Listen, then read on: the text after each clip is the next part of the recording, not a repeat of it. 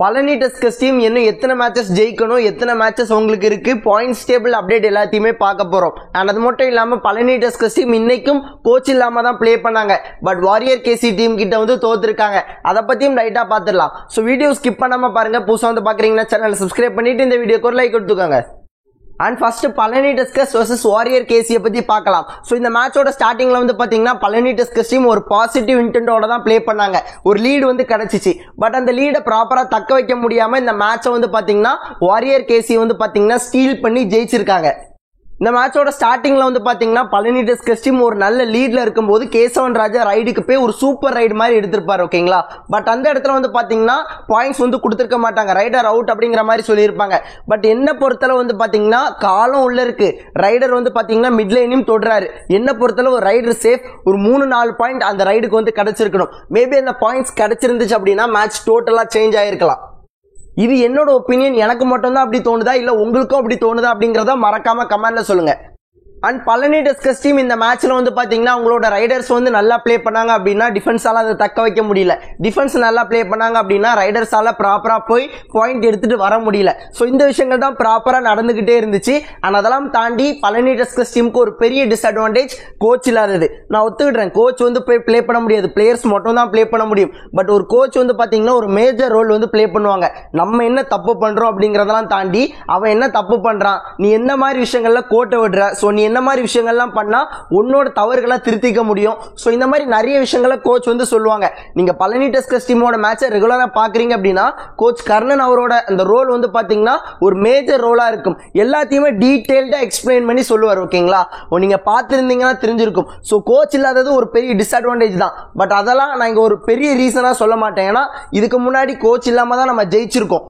இந்த மேட்சுமே ஒரு நல்ல லீடோட ப்ராப்பரா தான் போயிட்டு இருந்தோம். பட் ஒரு சில இடங்கள்ல ஒரு சில தவறுகள்னால இந்த மேட்ச் வந்து விட்டுட்டோம். ஓகேங்களா, முக்கியமா கடைசி நேரத்துல ஒரு சூப்பர் டேக்கிள் நேரத்துல 2 பேர் போய் அவுட் ஆயிருவாங்க. சக்திவேல் சங்கர் 2 பேரும் போய் அவுட் ஆயிருவாங்க. அந்த சூப்பர் டேக்கிள நம்ம ப்ராப்பரா யூட்டிலைஸ் பண்ணிருந்தோம் அப்படின்னா மேபி இந்த மேட்ச் நம்ம கைக்குள்ள இருந்திருக்கலாம். ஆனா அதெல்லாம் தாண்டி நிறைய மிஸ்டேக்ஸ் வந்து பண்ணியிருந்தாங்க. ஸோ ஸ்டார்டிங்ல வந்து பாத்தீங்கன்னா ஒரு நல்ல லீடு வந்து இருந்துச்சு, அதை ப்ராப்பரா யூட்டிலைஸ் வந்து பண்ண முடியல. ஸோ இந்த மாதிரி நிறைய தவறுகள் வந்து பண்ணியிருந்தாங்க. முக்கியமான இடங்கள்ல தவறுகள் பண்ணதுனால மட்டும் இந்த மேட்ச் வந்து நம்ம தோத்துருக்கோம். அண்ட் இப்போ பாயிண்ட்ஸ் டேபிள் பக்கம் வரலாம். சோ பழனி டஸ்கர்ஸ் டீம் வந்து பாத்தீங்கன்னா அவங்களுக்கு இன்னும் ஒரே ஒரு லீக் மேட்ச் தான் இருக்கு. 29ஆம் தேதி சோனிபட் ஸ்பார்டன்ஸ் கூட மேட்ச் வந்து ப்ளே பண்ண போறாங்க. சோனிபட் ஸ்பார்டன்ஸ் ஏற்கனவே குவாலிஃபை ஆயிட்டாங்க ரவுண்ட் 2க்கு. போல் பில வந்து இருக்காங்க. ஓகேங்களா, அண்ட் இந்த மேட்சை பழனி டஸ்கர்ஸ் டீம் ஜெயிச்சா மட்டும் தான் குவாலிஃபை ஆக முடியும் ரவுண்ட் 2க்கு. அப்படி தோத்துட்டாங்க அப்படின்னா யூபி ஃபால்கன்ஸ் அடுத்ததான் நடக்க போற 2 மேட்சையும் தோக்கணும். யூபி ஃபால்கன்ஸ்க்கு அடுத்ததா ஜூனியர் பிங்க் கிளப் டீம் கூடயும் யுவா யோதாஸ் கூடயும் இருக்கு. 2 டீமுமே ஸ்ட்ராங்கான டீம் தான். பட் இருந்தாலும் நம்ம ஜெயிக்கிறத தான் ஃபர்ஸ்ட் பார்க்கணும். இன்னொரு டீம் தோத்து நம்ம உள்ள போறது அது சரியா படல. நம்ம ஜெயிச்சு உள்ள போனோம் அப்படின்னா மட்டும்தான் அங்க ஒரு தனியா ஒரு கான்பிடன்ஸ் லெவல் வந்து கிடைக்கும். அண்ட் ஜெயிச்சு அந்த கான்பிடன்ஸோட போனா மட்டும்தான் அடுத்தடுத்த மேட்சஸ்ல நல்ல மூமெண்டம் ரிதம் எல்லாமே கிடைக்கும். டீம் காம்பினேஷன் எல்லாமே பயங்கரமா செட் ஆகி இருக்கும். ஓகேங்களா, அண்ட் அந்த விஷயம் தான். அண்ட் சோனிபட் ஸ்பார்டன்ஸ் வந்து பாத்தீங்கன்னா ஈஸியா இருக்க மாட்டாங்க. ஏன்னா அவங்க கிட்ட பங்கஜ் இந்த மாதிரி நிறைய நல்ல பிளேயர்ஸ் வந்து உள்ள வந்துட்டாங்க. அண்ட் போல் பில ஏற்கனவே அவங்க ரவுண்ட் 2க்கு குவாலிஃபை ஆயிட்டாங்க. அவங்களுக்கு எந்த ஒரு பிரஷரும் இருக்காது. பட் நம்ம ஜெயிச்சா மட்டும்தான் குவாலிஃபை ஆக முடியும். நமக்கு நிறைய பிரஷர் வந்து இருக்கும்.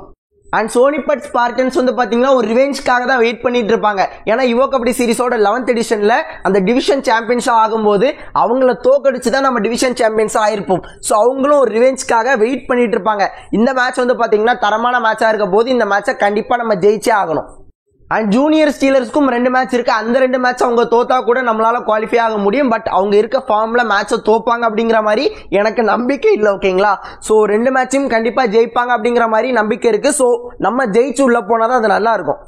அண்ட் வீடியோ தான். ஸோ இவ்வளவு நேரம் வீடியோ ஸ்கிப் பண்ணாம பார்த்து உங்க எல்லாருக்குமே நன்றி. இதே போல நல்ல வீடியோல நாளைக்கு பாக்குறேன். Tata, bye bye, see you நண்பா.